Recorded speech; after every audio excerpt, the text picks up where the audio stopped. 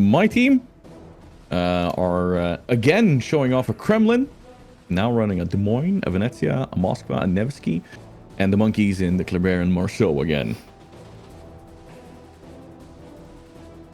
Ooh, and we see another Republic. Yeah. Is it the same one as earlier? Same player. Legendary Yeah, so we on? had a repub earlier. Same player, same side, same map.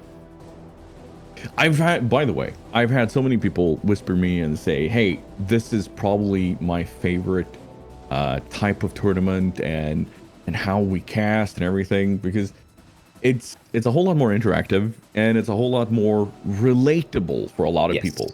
Indeed. Because it is people that they know, it's people that they play together with, and streamers are invested in the team. Indeed, too. Absolutely, we get to have fun. Exactly. Well, like I deliberately chose. So some of my players obviously were good players who I chose because I know them from doing King of the Sea. But then some of the other players were players who are viewers. So like half of my team was people who watch my stream, which is really cool. All right, so that my is something I want to do for the next one. All right, so my boys have gone with the same lineup we had earlier in the day on stream on sleeping on. I'll get the run back right in a minute. Northern Waters. Yep, Kleber, Gearing, Des Moines, Nevsky, Republic, going for the 5 spot over to the A cap, just like we did before. Des Moines, Venezia headed to B. Now it's going to be a bit more of a rumble at A this time than we saw last game, because look how heavy you guys are going over there. I think Mr. iPod Shaker, who is my team lead, has probably watched the match. I'll bet he did. And he saw what happened, and yeah, he's definitely going in there now. Oh yeah, with both destroyers, Moskva, Des Moines trailing behind there, and of course him in his Kremlin trying to help out. Meaning it's going to be the Venezia and the Nevsky. Yep. On the other side versus a Des Moines. Well, it's going to be a 5v5 rumble at A as things start to line up, and that Moskva radar I feel like is going to be very impactful. What we saw last game was Dire. You see Dire and Marin moving in formation. Dire would smoke to allow Marin to move closer up to the cap circle. And the Moskva radar will have the ability to penetrate that a little bit, as now Substitutes radar is going to find the Monkey Brothers in the top of the cap. The monkeys! The monkeys have been caught. That's right. They have been spotted. I now have a weird mental image in my head of monkeys running away, kind of like... arms waving above their Raze is head. just getting punished out here. Oh yeah. Yikes. And we've seen the Monkey Brothers do this earlier too, like where they absolutely pummel at least one DD. Now, but one of them is taking his They are also taking shots. Monkey Enjoyer 0, let's call him, since he doesn't have the one after his name. He is definitely out here taking his share of return fire. Oh yeah. Which is also something we've seen in the last few matches with them. Like, one of them has opted for being the punching bag for a while. Right. Just to kind of draw fire? I don't know. Right. I don't know. What tends to happen when you see 2 destroyers like that is obviously the enemy team is focusing, and so they'll just ignore one of them and go for the other one. So I think it's more to do with the enemy team's focus on it. Whole lot of fire at both 2 different French destroyers. No casualties yet, but a little bit of carnage here. Marin working from behind the smoke screen to farm some damage off of iPod Shaker, as the Moskva on GFIQ trying to get in a position to use his radar, it looks like. Or is he sitting still? He's sitting still. I'm a little surprised. I think he's waiting. I think he's waiting for Dire to maybe step onto the cap, and then he'll pop his radar. I don't know. Do they know he's there? It's a good question. They do. They do know that he's there. Dire has him spotted now, so they know the Moskva is there with his fancy radar. Yeah, he's just started moving forward. Is that blind shots from iPod Shaker on Marin? I think it was. I don't think there was almost. I can't imagine the way they've got him spotted. That smoke's got a little bit of a hook to it at the end there. Yeah. No, those were good blind shots in that case. They were. Again, iPod Shaker, he's a good player. He's a good player. He has proven that over the last few days here with his Ohio plays and his Finland plays. So. Absolutely. Now, I always feel a bit bad casting this map because generally speaking, the other side of the map, not much happens. It's so very boring over here. Pay a little bit of attention and just note that Draco and Addy and Salsagado and the Fire Chicken are there. There comes the Moskva radar, baiting it out. Dire knowing he's going to get radar, knowing he's going to take some damage for this. Both monkeys opening up on him. Yep. Will we see any shots connecting? Oh yeah. Oh yeah. Oh wow. Ouch. The chunk from the Moskva there. Yeah, definitely. I mean, some are bound to connect. But both monkeys taking their share of pain in return for this play. Dire just getting continually hammered. Oh, Monkey Enjoyer, very close to Torps. No, he's full control there. From zone. Okay. Dire down to 2K.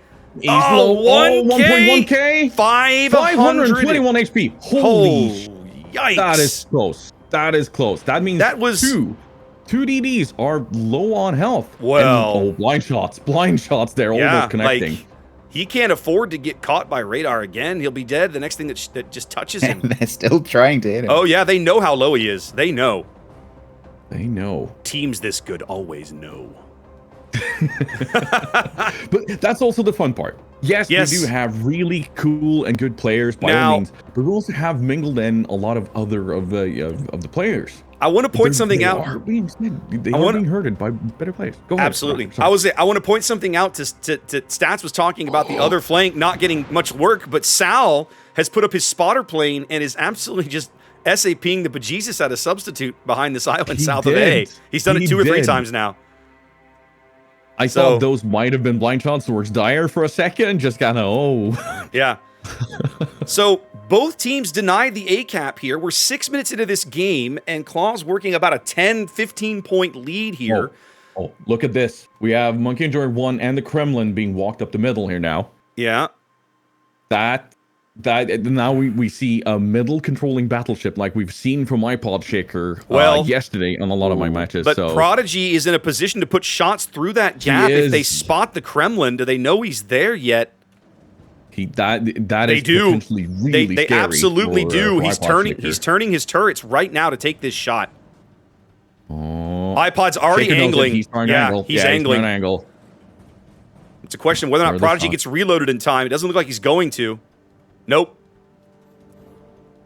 iPod has dodged that particular bullet. There's shells going out, but only 2 of them sneak by the island. Nah, it's too big of an angle. He might clip him, but it won't hurt that bad. They bounce off. Bounce off. Yeah. Now, however, go ahead. The torch from Dire here. I want to point that. I was about to point that out, actually. Yeah. That could be bad for iPod. Well, is he aware?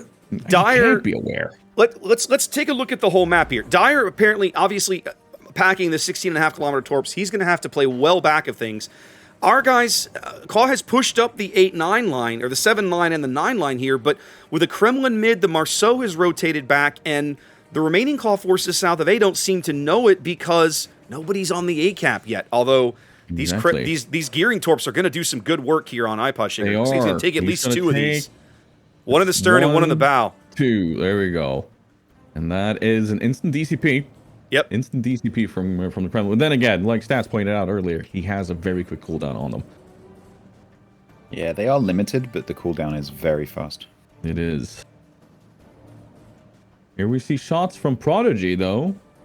That means, iPod Shaker is going to be forced to angle here and keep his bow in that way. Yep. Yeah, the awkward thing with Republic, because not many people play it regularly, is obviously it's only got 2 turrets, and so it has to give quite a lot of angle to use that rear turret or front turret, depending on what angle you're at. The advantage of Republic is that at close ranges, it has sort of effectively a turtleback. It's got spaced armor, which means that it's quite hard to citadel at close range. Prodigy loaded the HE there, by the way. Yes, he did. And that is also a completely normal tactic in a Republic. It has great HE. Good fire chance. Very good fire chance. If the ship in front of you has just DCP. Addy's and also, rough. you're putting out shells every 20 seconds. Ooh. Addy getting focused hard. Addy getting focused hard on the 7 line.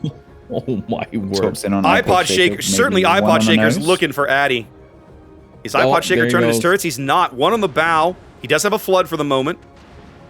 Salgado picking off Addy there. Oh, they do get Addy. That means Draco is very alone. Yeah, that's a big kill. That's a big kill. It really changes the complexion of this game, especially since we still haven't gotten onto A yet. It looks like Areza might finally be attempting to do that. Oh, Marin! It was Marin! Marin getting blown up by iPod Shaker! What a great shot through the middle of the map. Just like that. GFIQ out to a 2-ship lead. That is probably also why iPod pushed up there to have that control Yeah, and the possibility yeah. of shooting up there. Yeah. Because they knew he was there. They knew Marin was there, so.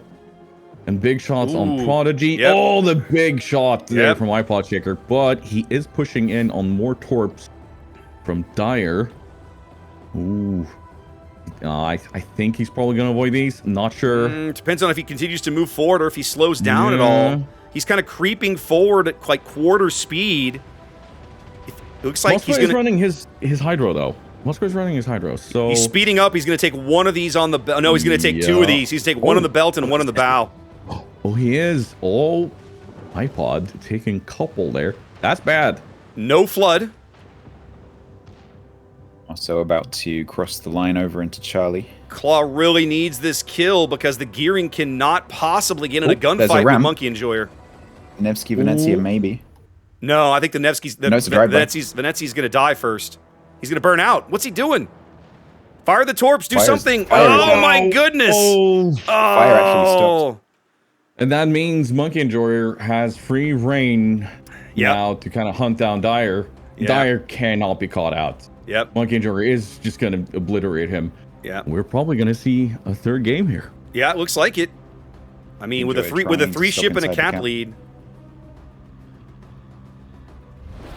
Yeah, we go. He flips C. It looks like, I think we're going to get iPod Shaker. Even if we do, I don't know that it's going to materially impact the game. Let's see. Nope, he bounces almost all of that. Wow.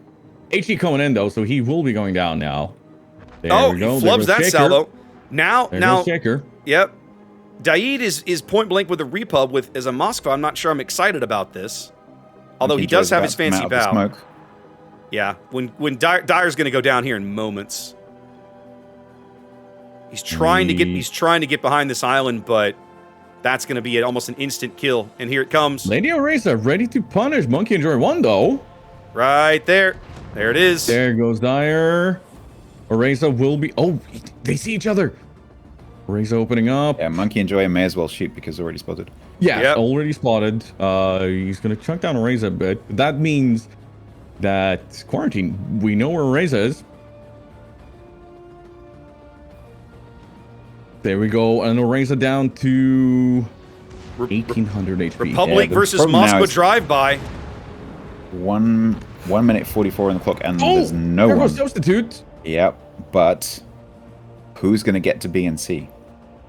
I think when Prodigy goes down, and that's going to happen very, very quickly, that the game will be over. Yeah. Because you'll be looking at Orisa as it. Yeah, I mean, this is going to happen. AP chunking from the Des Moines. Yeah, it's over. There we go. It's all over but the crying.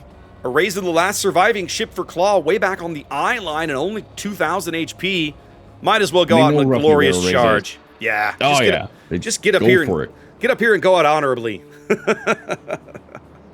I kind of hope that the Quarantine will now just go, okay, let's allow a ram, I will say... He's not looking for the ram, though, it seems. No, he's like, screw it, I got guns, let's use the guns, fire the guns! I like the style. Absolutely. So if I were to go back and do a little kind of post-match analysis of that, I think what I would kind of scratch my head out is, it was very obviously pretty even at the A cap early on, in the sense that both teams had fairly even amounts of firepower, and after a couple minutes of engagement, both teams pretty well knew that. What I was surprised was that my guys kept pushing up the 7-9 line, right? You've got a Venezia and a Des Moines basically pushing what it was a Nevsky and a Venezia, and that's not a bad matchup, but I'm kind of like, when you're doing such good work at the A cap, the things were trading pretty well. I'm kind of like, I don't. It feels like maybe they got a little too greedy, a little too overzealous on that flank. They did, but then again, Quarantine had to win. No, that's true. Had to win that. That's true. So and Claw knew. So, what goes through the head of a competitive player when they kind of know, okay, we can either go for the control here, or let's go for the third match. Like what's the thought process for you guys who have kind of been in that scene more than I have? I don't think anyone ever thinks let's go to the third match. Right? Yeah. You're always That's the same as saying let's lose. Yeah, you're always making the best decision that you and the moment that you believe will lead to the victory in the game. It's literally that simple. That's the decision making process that every team lead, every shot caller goes through. Is whatever I'm asking my team to do is what I think is going to generate a win.